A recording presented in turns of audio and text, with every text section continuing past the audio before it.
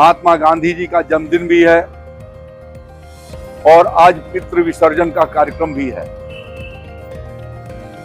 हमारे देश के परंपरा और संस्कारों में अपने पुरखों का सम्मान किया जाना और उनको स्मरण किया जाना, यह हमारी परंपरा हजारों वर्षों से हमारे संस्कृति के भीतर चली आ रही है। और ये 15 दिन जो पुरखे आज हमारे बीच में नहीं है, उनके प्रति समर्पित रहता है। इस अवसर पर मैं अपने देश के सभी ऐसे पुरखों को मैं अपनी ओर से श्रद्धांजलि अर्पित करता हूं, जिन्होंने समय समय पर इस समाज को आगे बढ़ाए जाने के लिए ऋषियों ने, मुनियों ने, हम लोगों के परिवारजनों ने, सब लोगों ने योगदान किया। उनके प्रति हम सम्मान अर्पित करते हैं।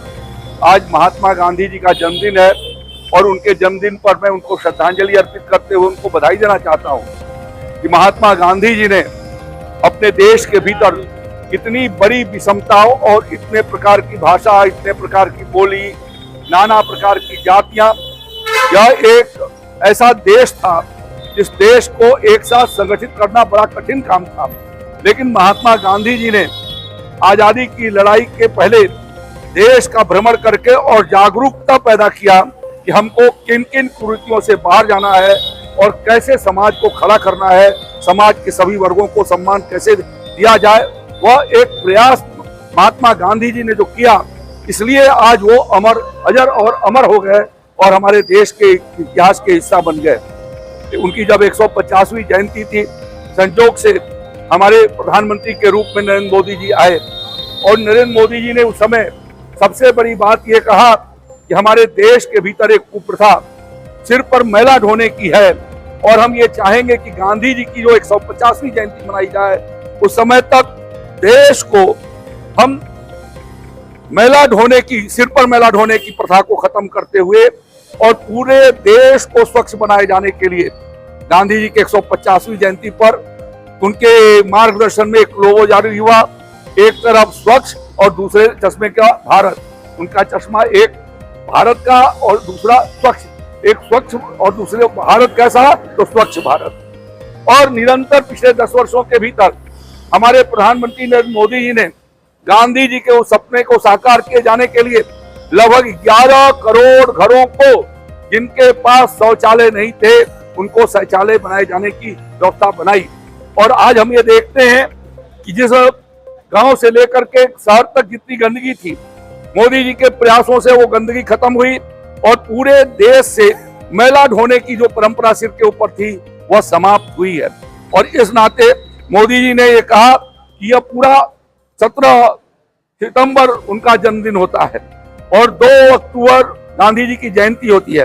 भारतीय जनता पार्टी ने तय किया कि मोदी जी के जन्मदिन से लेकर के और 25 सितंबर पंडित दीनदयाल उपाध्याय जी का और 2 अक्टूबर महात्मा गांधी का, ये 3 महापुरुषों के जन्मदिन को हम स्वच्छता सेवा पखवाड़ा के रूप में मनाएंगे।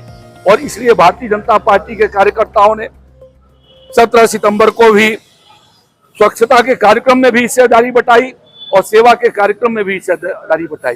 निरंतर 1 हफ्ता तक वो कार्यक्रम चलाते रहे। पंडित दीनदयाल उपाध्याय जी के जन्मदिन पर जो गांधी जी ने राम राज्य की कल्पना किया था, पंडित दीनदयाल उपाध्याय ने अंत्योदय की कल्पना किया था, उन दोनों को साकार किए जाने के लिए अनेक प्रकार की गोष्ठियां और लोगों के बीच में जाकर के जागरूक करने का काम हुआ है। आज उनके सपने साकार हो रहे हैं। गांधी जी ने कहा था कि हमको ग्राम राज्य लाना है और आज मैं कह सकता हूं कि ग्राम राज्य आया। अभी आपने देखा कि विभिन्न ग्राम सभाओं का कूड़ा ढोने वाला वाहन गया। यह किसी समाजवादी पार्टी या कांग्रेस पार्टी की सरकार ने ऐसा नहीं किया।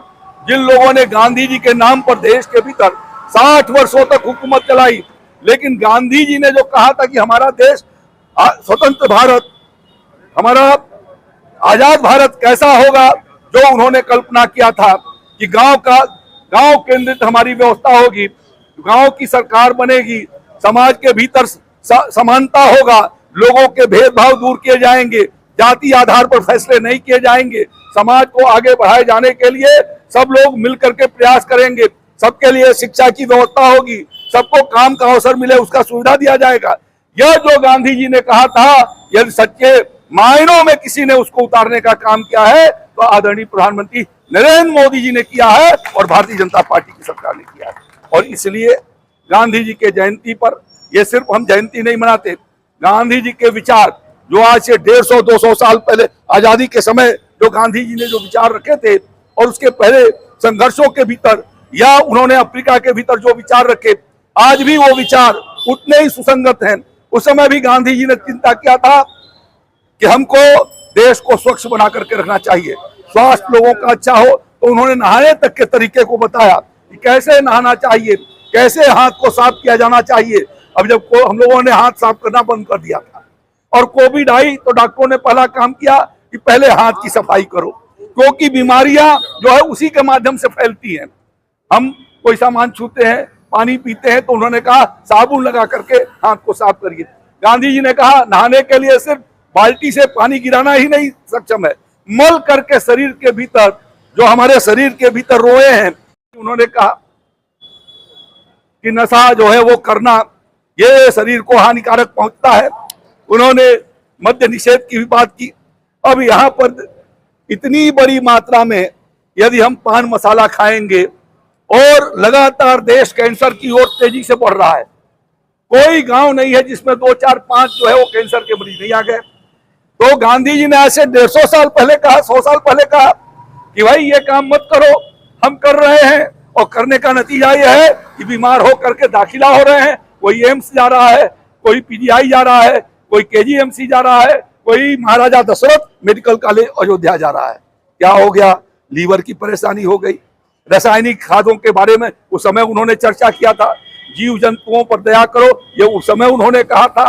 तो ये आज जिस तरीके से पर्यावरण को बचाए जाने के लिए भी उन्होंने चर्चा किया था, इसी नाते मैंने ये 6 लोगों को पेड़ पौधे दिए कि गांधी जी ने कहा था कि पर्यावरण को भी बचा के रखना है।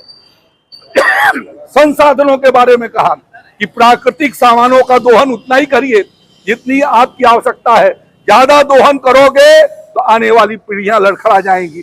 और इसलिए हमको गांधी जी के उन विचारों के साथ अपने विचार को मिला करके देश को आगे बढ़ाए जाने के लिए, देश नेशन फर्स्ट हमारे प्रधानमंत्री मोदी जी कहते हैं कि देश सर्वोपरि है, हम बाद में है, हमारा परिवार बाद में है, देश सबसे पहले। और इसलिए हम सब मिलकर के देश को मजबूत किए जाने के लिए काम करेंगे। इन्हीं शब्दों के साथ मैं अपनी बात को समाप्त करता हूं। बहुत बहुत धन्यवाद। जय श्री राम, जय भारत।